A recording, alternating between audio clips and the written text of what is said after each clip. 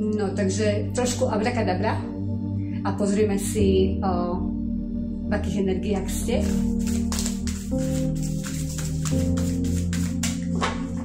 Čo vás čaká?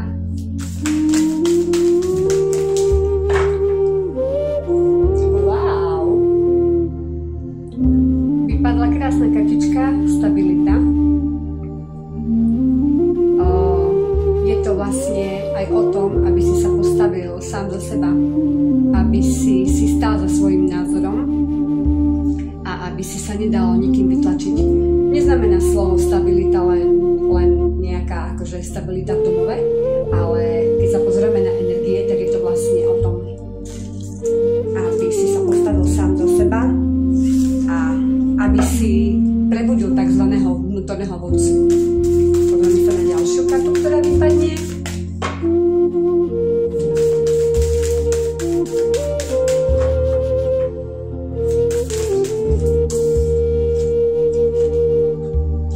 Kartička žena vhledu hovorí o žene, ktorá je múdra, ktorá má používať intuíciu. Čiže stále, ako ja hovorím, ako vám stále vravím, počúvajte to svoje vnútro, dajte sa do ticha a vtedy dostanete odpoveď na všetky otázky. Takže áno, žena hlbokého vhľadu, čiže to hovorí o intuícii. Každý z vás má intuíciu, len ju treba cvičiť a treba sa dať do ticha a vtedy k vám prídu vlastne všetky odpovede, ktoré potrebujete. Dáme si poslednú kartičku z týchto kariet. Sú to transformačné karty. Wow! Rozsypali sa tu viaceré. Ale ja si nechám tieto. Aj kartička nové začiatky, tá hovorí za všetko. Neboj sa vstúpiť do novej fázy života. Uzatvárajú sa rôzne karmické cykly, uzatvára sa tvoja minulosť, takže najprv musíš zavrieť jedné dvere, aby si mohol vstúpiť do druhých dverí. A kartička uvedomenie, ktorá takisto hovorí o tom, že v podstate už všetci viete tie odpovede, na ktoré čakáte, máte ich niekde vo vnútri ukryté a zase sa opakujem, zase treba počúvať to svoje vnútro.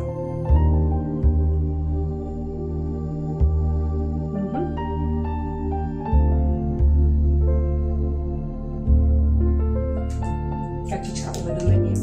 Takže z tohto balíčka nám vypadli tieto 4 kartičky a pokračujeme vo výklade z kariet svetla. Tieto mám veľmi rada. A nebudem vysvetľovať prečo však. Sa pozrieme, čo nám tu chce odkázať svetelná rada, alebo tí, ktorí na tým držia stráž.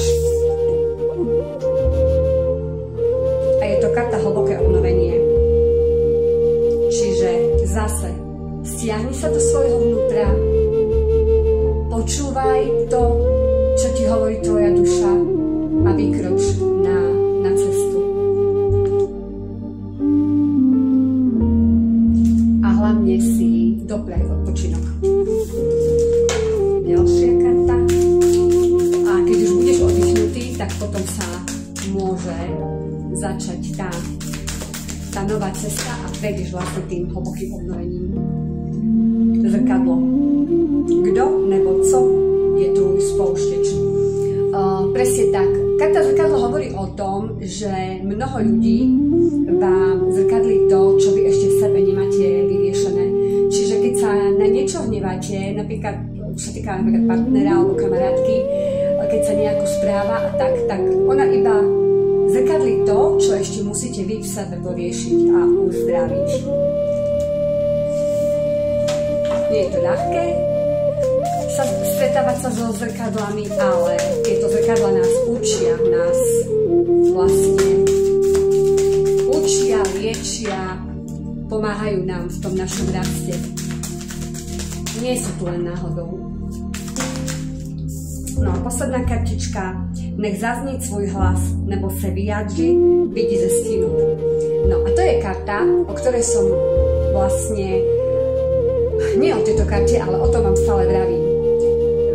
Vyjdite von z jaskyne, vyjdite von z komfortnej zóny a začnite rozprávať. Nebojte sa rozprávať. Každý z vás má čo ponúknuť, ale jednoducho to musíte skúsiť. Keď to neskúsite, tak sa to nikdy potom nedozvieme. Tak ako som ja vyšla z komfortnej zóny a ja nie som žiaden rečník a ja som veľký stres, proste stres, nenormálny stres, tak keď som sa naučila ja rozprávať, naučite sa aj vy rozprávať. Takže to boli kartičky svetla a zoberieme si posledné karty a sú to karty Múdrosť duše. Ja tých balíkov mám asi 50. Ja keď príde domov a vidí, že mám rozhodné karty po stole, poviem, dobre, OK, idem na balkón, idem fajčiť, idem sa dať kľudu, potom sa budeme rozprávať. Vypadlo mi veľa kariet, tieto neberiem, nemám rada, keď mi vypadne veľa kariet, stále si počkám na jednu kartu, alebo maximálne 2 karty, keď mi vypadnú, tak beriem. Tak poprosíme, aký odkaz majú pre nás karty Múdrosť duše. Že ten čas, no, a vyšli 3, dobre, dajme tomu 3, necháme ich. Už brzy. Správne načasovanie, príchod nových začiatkov, čiže zase nebesa vám ohlasujú príchod nových začiatkov. Takže karty sa nám opakujú, z 3 balíčkov sa nám karty opakujú. Nové začiatky, nebojte sa začať niečo od znova, nebojte sa meniť, ja neviem, prácu, partnerov, čokoľvek. Takže prichádza k správnemu načasovaniu. Ak ste na niečo dlho čakali, tak teraz je ten správny čas. Pocit bezpečia a istoty. Dôvera v seba, nadhľad, vnútorný svet. To najväčšie bezpečie máš ty ukryté sama v sebe. A ja som hľadala stále istoty a stále som chcela, aby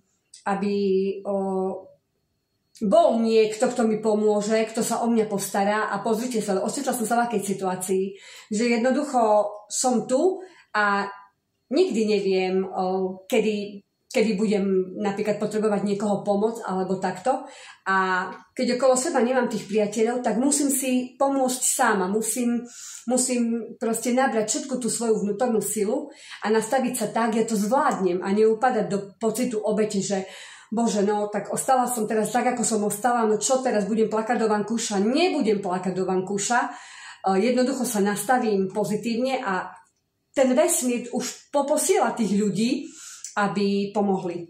No a posledná karta je nádherná, je to karta Gaia. Táto Gaia nám hovorí o tom, že sme